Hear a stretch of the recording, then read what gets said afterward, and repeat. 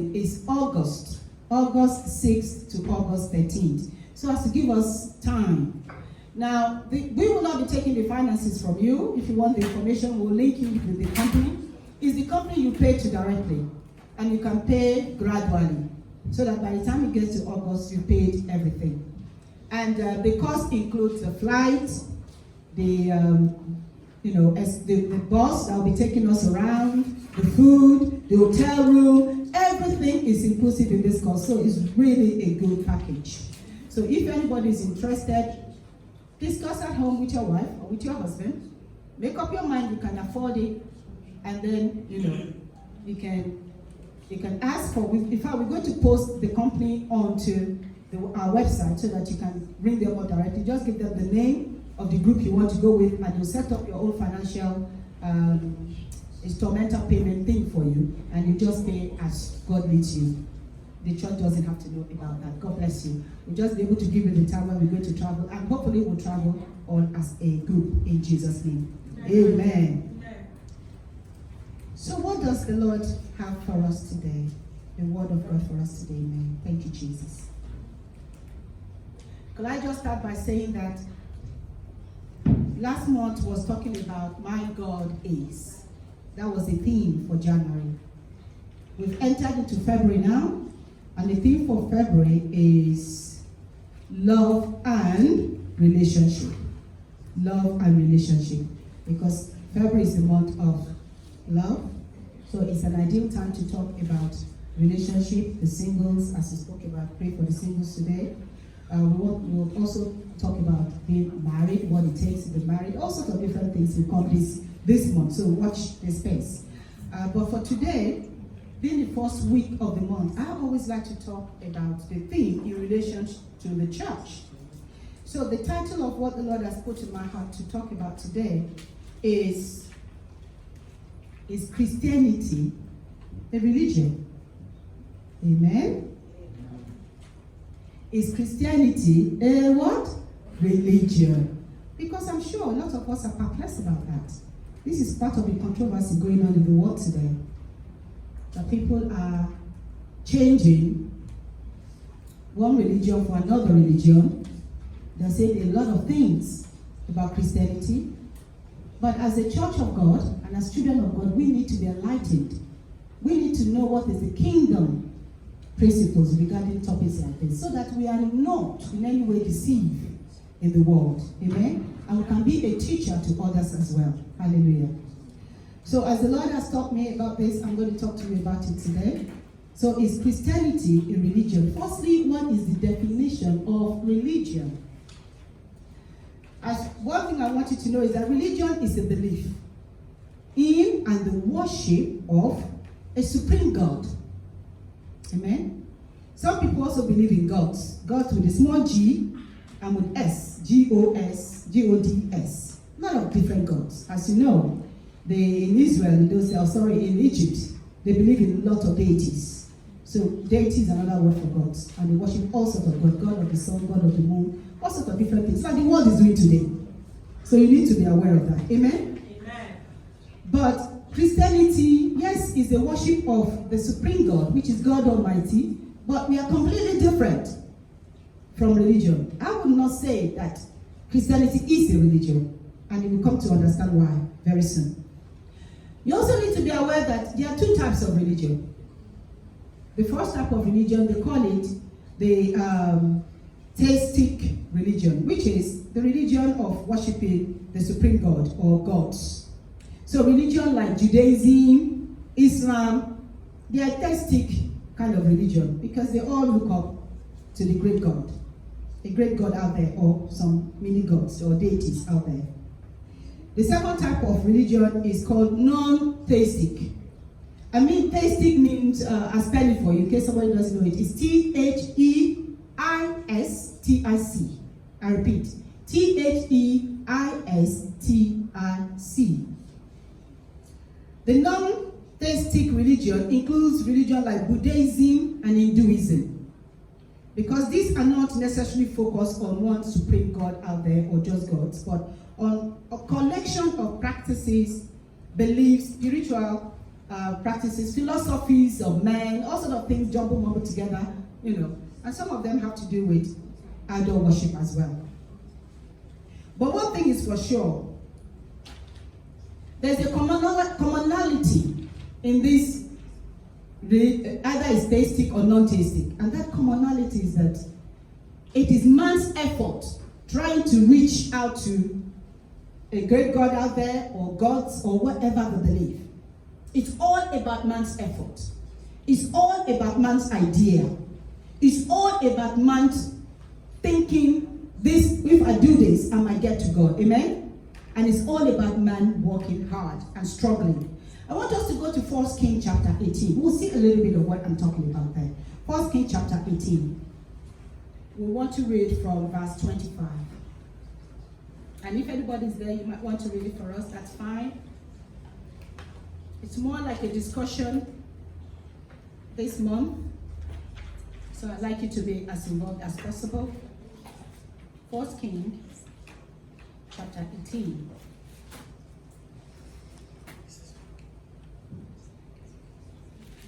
Sorry, 1 Kings 18, yes.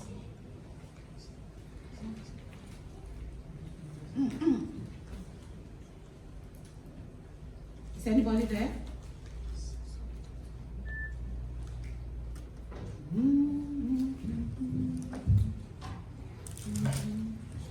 Now Elijah said to the prophet of Baal, choose one bull for yourselves and prepare it first, for you are many, and call on the name of your God and put no fire under it. So these Baal worshippers believe in their God with a small g.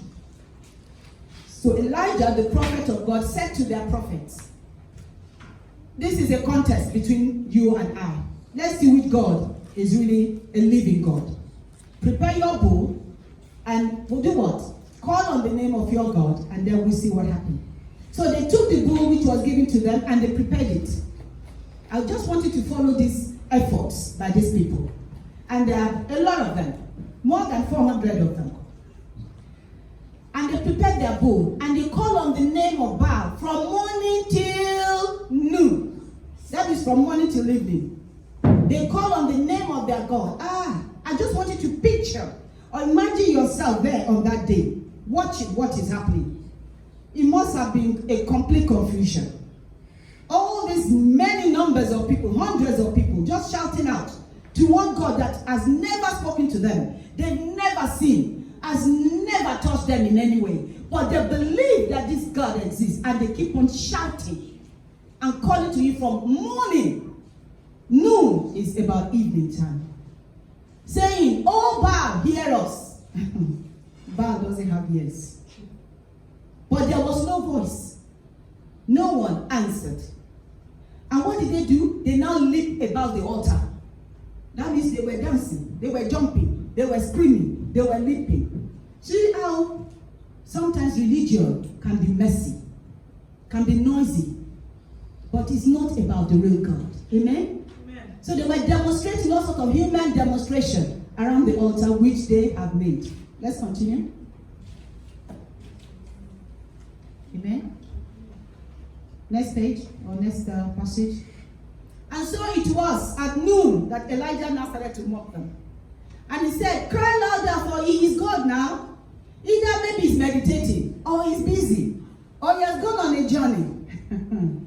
Or perhaps he's sleeping and must be awakened. Go on. 28. So they cried even louder. And see where they end up doing? They ended up doing what? Cutting themselves. How ridiculous. How insulting. It shows what human beings can degrade themselves to be, the level they can go as low as in their effort to reach out to a God they believe in out there. So they started to cut themselves with knives, with laces until blood was gushing out. The more they cut themselves, they probably believed this God is likely to hear us.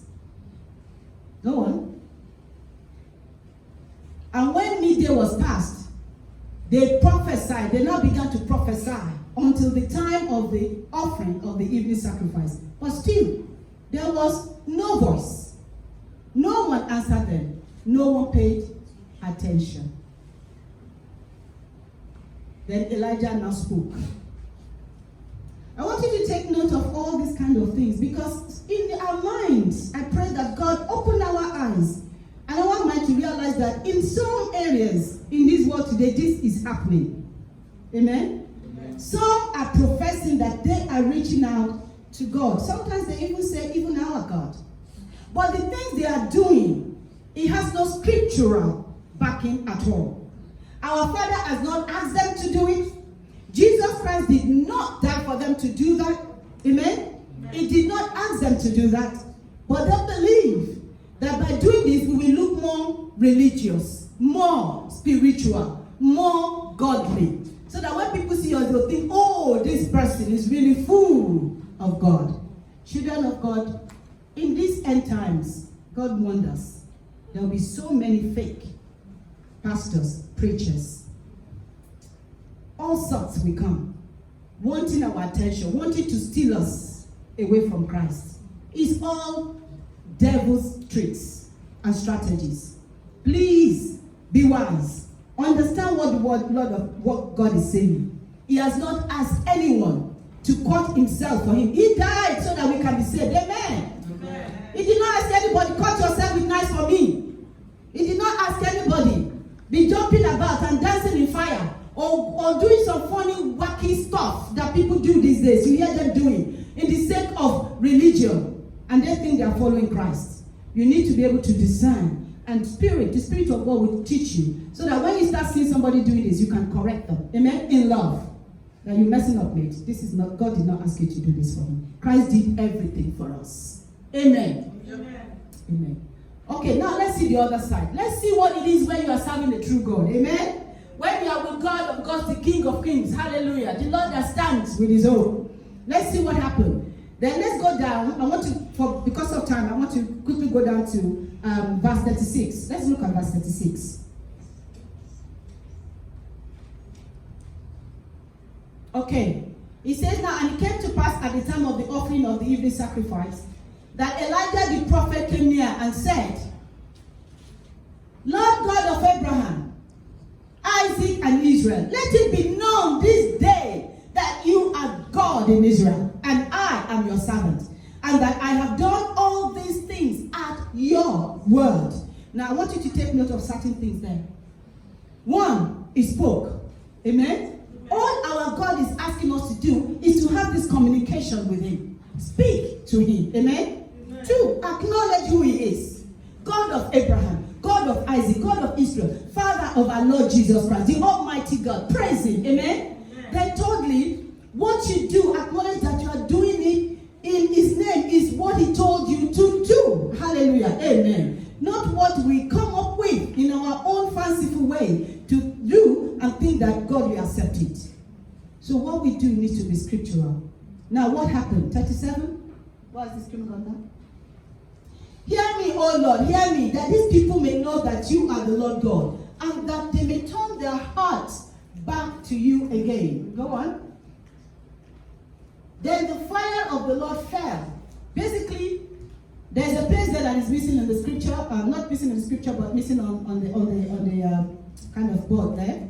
But Elijah said, Lord, show them that you are God. If I serve the living God, let fire fall and consume this offering. And that was exactly what happened. Then the fire of the Lord fell and consumed the burnt offering. And not only that, consumed the wood, consumed the fire, consumed the water, consumed everything around the fire. It was amazing. There was no doubt that the God of Elijah is the true God. And that day, everybody's heart changed from their own traditional way, wrong ideological ways, back to the true God. Amen. Amen. So, is Christianity a religion?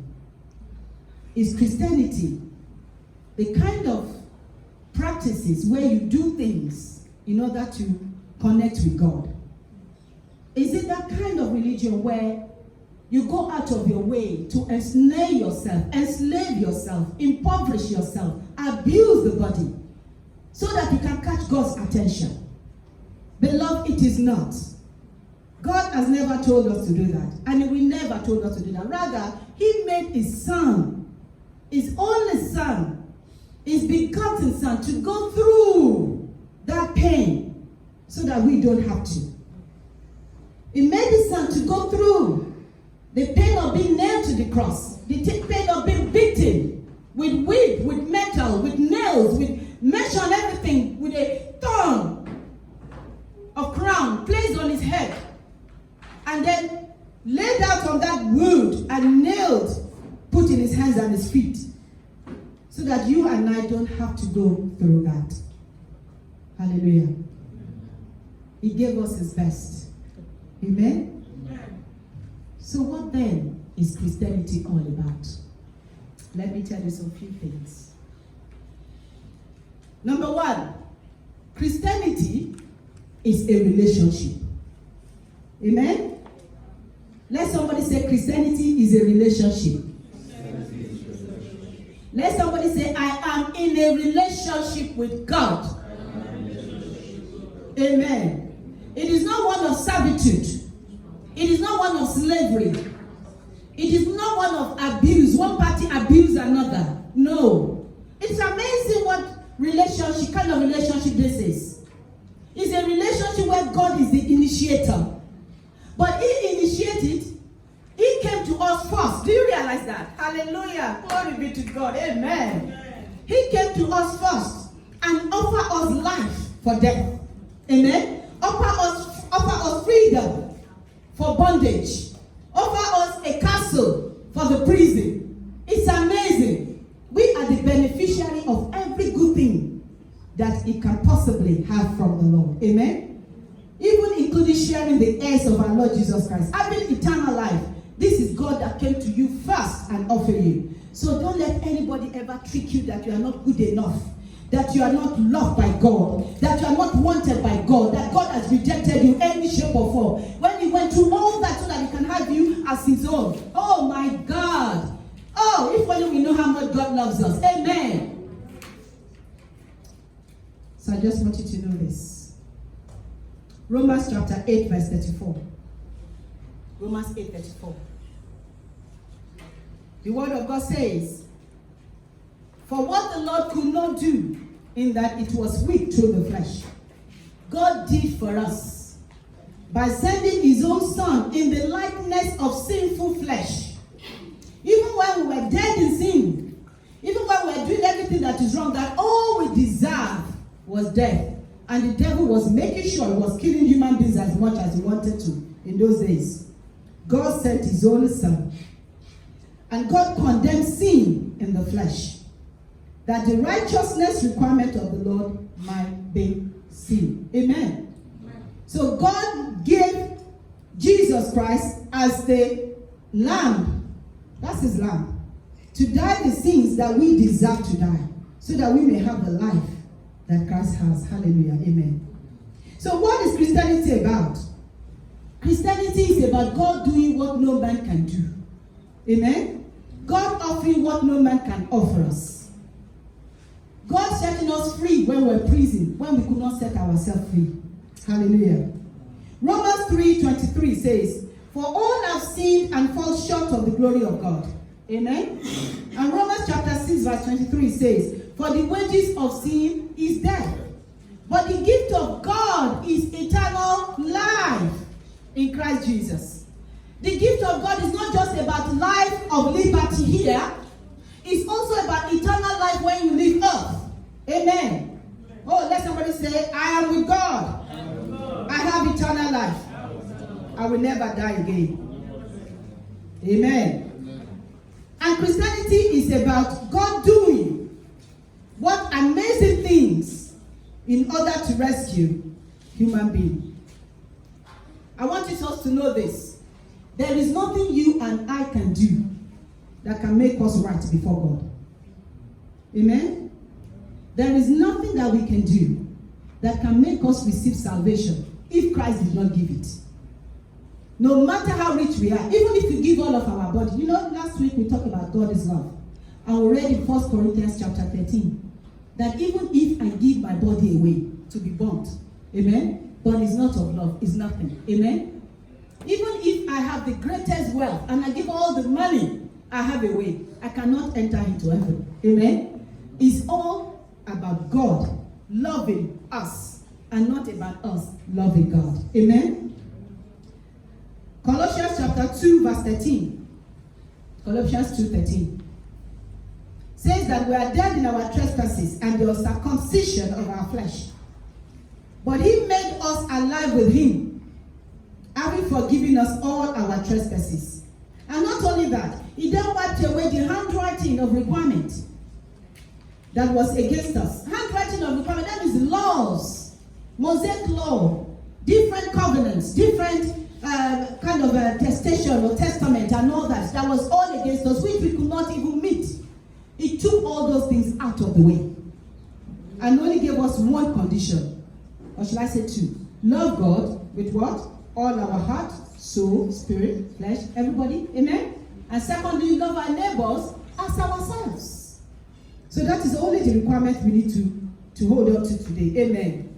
Glory be to God. So then, beloved, you and I, do you know religion is a slippery snake? There's a fine line between following Christ and slipping into religion. And there have been quite some Christians that have not known, even when they have deserted from the way of truth, and are now following errors. Some don't know they've been deceived. Amen? Some are, in their heart, they are loving God. They want more of God. But they may end up in a place that is wrong. I pray that you do not end up in a place that is wrong in this world. Many has fallen away because they were tricked, they were deceived, that they forgot what God has done for them. They are now led into error. Erroneous tradition, religious nonsense that people are doing out there, just to show that they are more spiritual. Whereas all God is looking for is the simplicity of heart. Please let somebody say simplicity of heart and humility of heart. God is not looking for us to dance and shout and jump. If you go to some places, you will see them rolling on the floor, and I don't even understand. The way they even say they worship God, it makes you wonder. The shout is too much. It's like the flesh is elevated. The flesh is elevated. And you cannot even feel the Spirit of the Lord at all. Because God is not there. He's not in the loud noise. And they come, they jump, they do all stuff, and they go home and they're happy. But they are not growing in the knowledge of the word. They are not growing in the ways of God. I've been to a place that they call a church. I just watched and I left. Well, whenever they are praying, they have to hike up the prayers. You know what I mean? If they are praying, then you now list up some people to start shouting and speaking in tongues. Everywhere was cold. It was cacophony. It was noisy. It was everybody speaking at the same time, and it wasn't making sense. And I said to me, hold on. The Lord said that as it is in this earth, so we are. Amen. If somebody comes to my house, a group of people come to my house, they come to say hello, and everybody started talking at the same time, and going and making all sorts of noise, will I appreciate that? I won't. I will say, please stop. Speak one by one, or don't say anything at all. Are you with me? Yes. I want us to understand something. The word of God says we are made in his image and in his likeness. That establishes everything. It means what we cannot take, more likely than not, God will not like it. Amen? Amen. You know, on this issue that I raised with you last week about fasting for a very long time, and I'm still saying it, fasting is okay. I love fasting too. But fasting for 90 days, 120 days, 3 months, that's 3 months. God have mercy. I have to think. As a mother or as a father, will I want my children to come home and say, Mommy, we are fasting for you? Or Daddy, we are fasting for you. We are not eating every day for 3 months. I'm going to ask them, why? Did I ask you? For what reason? Are you with me? If my children come home and say, Mom, Dad, we are not going to work. For a whole 1 month, we want to come and stay with you at home. Just looking at your face. I'm going to say to them, I'm going to start wondering, but what will happen in your place of work? Are you not supposed to go there and work well?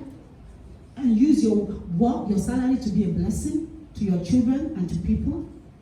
Will that not affect your performance in your workplace?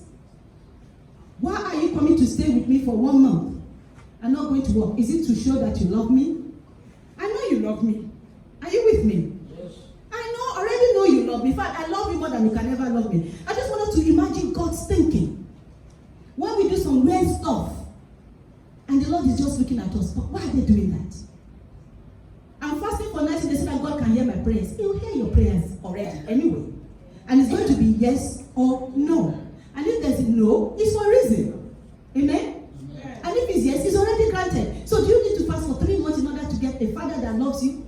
Are you a wicked father? Is he a wicked father now? No. That we have to slave, we have to put ourselves in weird kind of conditions, affect our health, and do some funny stuff before he answers our prayers? No. It's a loving Father. He's God of love. Amen? Amen. We can never love him or love anyone as much as he loves us. So I just want us to think before we get ourselves or being called or being told to do some funny stuff. We need to be able to question that. Is this from God? Will God ask me to do this? Will Jesus do this? Did Jesus even did that when he was here? And let that be a guiding point for you. Amen. Amen. So how do we ensure we do not slip into religion? Number 1, love God and Jesus with everything that you have. We read it before, but I want us to read it again. Matthew chapter 22, verse 37. Matthew 22, 37. The relationship we have with God is based on love. Foundation of love. Only love will do. Only love is required. Only love is necessary. Amen. Amen. Matthew 22, 33. Is anybody there? Please read it for us. Thank you, Jesus.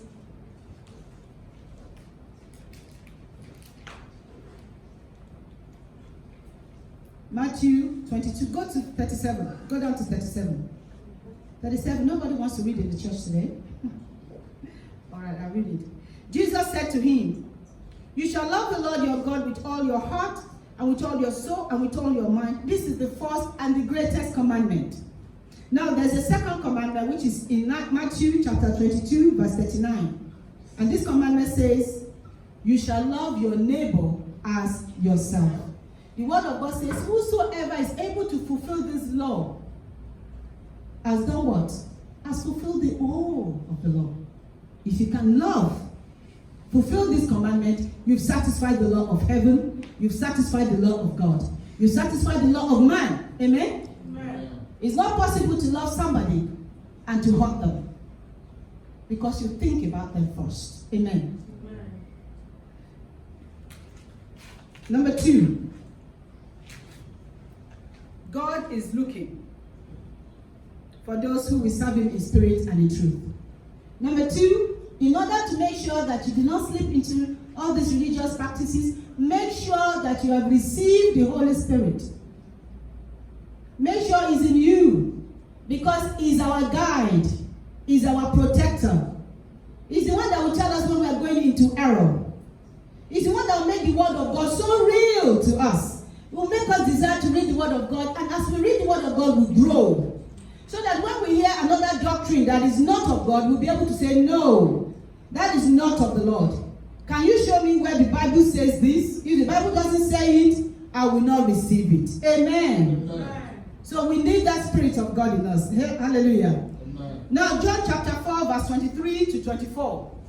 John chapter 4, verse 23 to 24. Jesus Christ established what he expects in our form of worship. He was talking to the woman at the well of Samaria, and this woman was talking to him about how they used to worship on this mountain and all the rest of it. Jesus said that Things have changed now. God does not require us to worship on a mountain or worship on a hill or a valley or anything of that nature anymore. All that God is looking for is those who will worship Him in spirit and in truth. Worship Him with your spirit and make your worship true according to the way it is written in the Word of God. Do not add more to it. Do not take too much out of it. Just make sure it's completely, strictly the scriptural way. Amen. Amen. Galatians chapter 5, verse 16. Galatians chapter 5:15. Galatians chapter 5, verse 16. Come on, guys. And this is the Apostle Paul speaking, and he's speaking to the church in Galatians, the church of Galatia, I should call it Galatia, the Galatians. Let me put it that way. Amen. He says, walk in the Spirit. Amen. Amen. And as long as you walk in the Spirit, you shall not. That shall is like a command. You shall not fulfill the lust of the flesh. Beloved, the flesh is always lusting against the Spirit. We need to know that even as children of God, that our flesh is always lusting. And that flesh is what desire religious stuff. So that means we always must be conscious that my flesh may want all this funny stuff. Amen? But really, it is not the way of the Spirit. What is the Spirit saying? The Spirit will give you very peaceful. You say what? The kingdom of God. Amen? It's not about eating and drinking. Amen? Amen. Very simple. Righteousness, love, peace in the Holy Ghost. When the Holy Spirit is with you, you feel the peace of God. You feel the oneness with God. You feel your heart is at rest. Amen? Amen. You will feel, in fact, it's so amazingly, wonderfully, peaceful. One cannot even describe it. When you're with the Spirit of God. Amen. Amen. Your heart will be at peace. The Holy Spirit will guide you and not let in those negative things of the flesh, the hate, the anger, the frustration that is upon the world because they are in false religion. Why should we have that a child of God has mental problem? Amen? Amen. Why should we have that a child of God is jealous, a child of God is envious, a child of God is rude? It's because we're not allowing the Spirit of the Lord to take full control. Amen? So that means sometimes we slip into all this fleshly stuff, which all has its basis, its foundation in religion. Beloved, Christ has set you free. Don't let anybody take you into religion. Amen? Amen. Let somebody say, I am free. I am free. Amen. Galatians chapter 6, 7 to 8. Galatians 6, 7 to 8.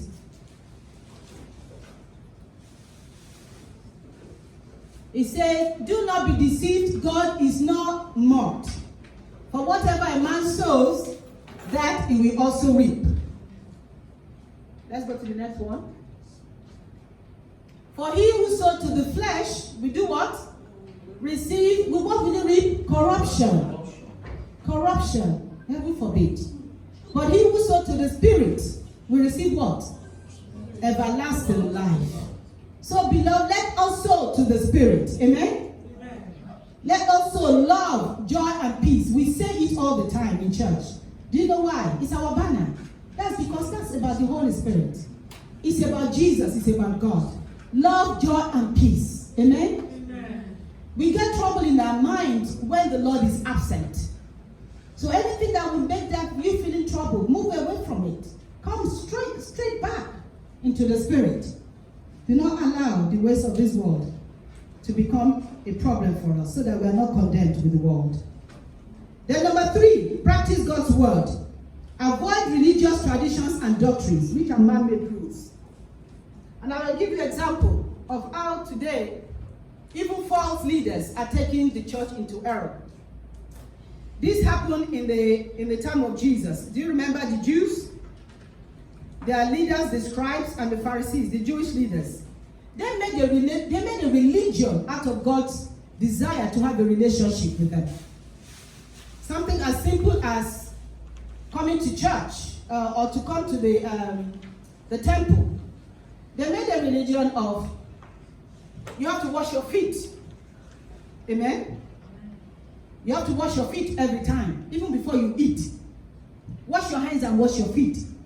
And there was one day they came to Jesus Christ and said, your disciples don't wash their feet. Amen? And Jesus Christ had to let them know that is your tradition. It's not God's way. You made that way yourself. You made those rules. Amen?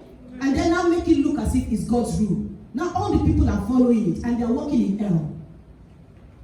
There was a time they came to Jesus Christ on the Sabbath and said, why is it that your disciples are eating, they're plucking corn, ears of corn on the Sabbath? Don't you know it's Sabbath?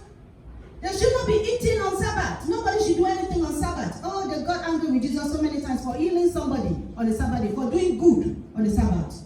Say, how can you? Sabbath is meant to be holy. Nobody should do anything. They should all be praying to God and focusing on God. And Jesus Christ gave them one rule. He said, Sabbath is made for man, not man for Sabbath. That means a rule, a tradition, a practice should not be greater than a man's life. What are you guys teaching? This is wrong. Amen? Amen? So we have a lot of these examples in the Bible. Oh, you need to go and study the Bible and just look for those areas where the Jewish leaders prize themselves to be knowledgeable about God's ways. They think they know God better than everybody else. And they make new rules for the people to follow. And those rules became greater. Even the rule, do you know the rule about if a man says to a woman, I divorce you, that's it, the marriage is over. They made that rule. God did not make that rule. That rule comes from man. And it became so much a practice that everybody was doing it. To divorce a woman is so easy in the Jewish nation in those days. You can eat her food this minute and the next minute look at her and say, I divorce you. That's it. She has to get out of your house. So there are so many women roaming around aimlessly, and in those days, women are not allowed to do a lot of things without a man next to them. So a lot of women were in bondage. They had to go into prostitution to survive. And when Jesus Christ came, Jesus Christ just came back and said, no, this is not what God meant. This is not God's ways. Amen? Amen. If any man should just divorce a woman like that, you turn her into an adulterous woman. That means you yourself, you have committed adultery. And whoever sleeps in his house has also committed adultery. Hallelujah. So Jesus had to now try and correct them. I just want you to see what Jesus said. I love the Lord Jesus Christ because he doesn't shy away from playing with all sort of rubbish things. Matthew 23, verse 13 to 15. Let's look at that. Matthew 23, verse 13 to 15. Christianity is not a religion. It's a relationship. A loving, wonderful relationship with God. Matthew 23, verse 13 to 15. Look at what Jesus Christ said to the leaders. Woe to you, scribes and Pharisees, hypocrites! For you shut up the kingdom of heaven against men. For you neither go in yourself, nor do you allow those who are entering to go in. Because of all this false doctrine, it makes it difficult for people to really be able to follow the Lord. There was another one in which the Lord Jesus Christ said, the commandment of God said, the people should take care of their parents. And the leaders made a new law. Everything you have, just bring it to us in the church. Bring it to us in the sanctuary. If your parent asks for it, tell them, I'm giving it to God. I've made it what? Korban. Because I've given it to God. Sorry, my daddy, my mommy, you have to go hungry. Because I've given what I have, everything to God. They call it Korban. Jesus Christ said, that's a lie. God did not teach you that. Yes, we should give to our parents. We should also give to God. There's a responsibility on both. On a man to take care of his parents, but also to do his dues to God. But not that the parents should go completely empty-handed because you leaders took everything and make it yours. Amen. Hallelujah. So Jesus Christ. So beloved, I just want to encourage you. Avoid the works of the flesh. Avoid the works of the flesh. Avoid slipping into religion. Make sure that you know God loves you. Give God his dues. Amen? But give it with a loving heart. Hallelujah. You should not be begged to serve the Lord, because no, you're not serving God because you're afraid, because of something you want to gain out of it. You are serving God because you love Him. Amen? Amen. You are giving to God because you love Him. Let everything we do for the Lord be on the foundation of love and recognition of who He is to us, our Father who loves us and shared everything with us.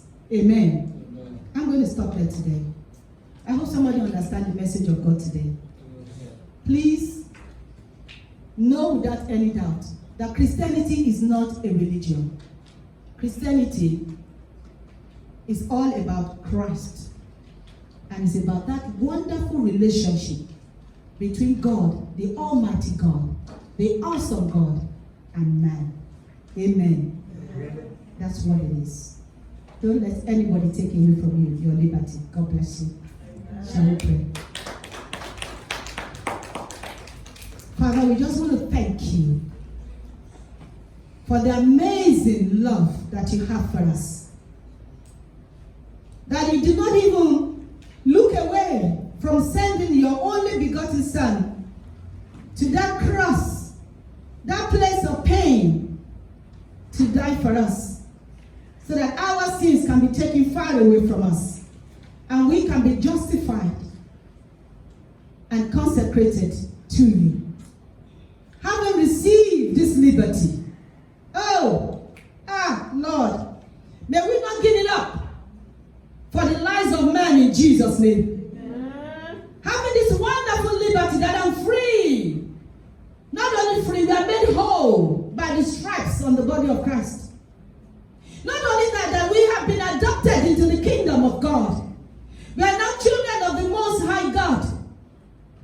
We have not been gifted with the amazing Holy Spirit of the living God. We are now one with God. May we not give that up ever for any false doctrine, false teaching, false tradition of men that makes no sense, but all it is for is to hold us in bondage. Father, we reject that in Jesus' name.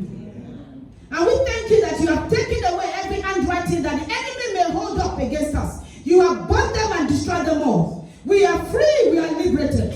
And we here in Christ Divine, we declare that freedom in our Lord Jesus Christ. And say, Abba, Papa, thank you for making us whole. We give you glory. We give you praise. We honor and adore you. In Jesus' name we pray. Amen. Amen and amen. Can somebody give the Lord a round of applause, please? If you receive this word today, please give the Lord a big round of applause and thank Him. Thank you, thank you, thank you. Hallelujah.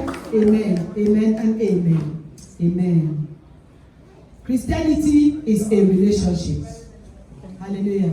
Please say to your neighbor, Christianity is a relationship with God Almighty. Amen. It is not a religion. Amen. Amen. Hallelujah. Shall we rise up? Thank you, Lord. Thank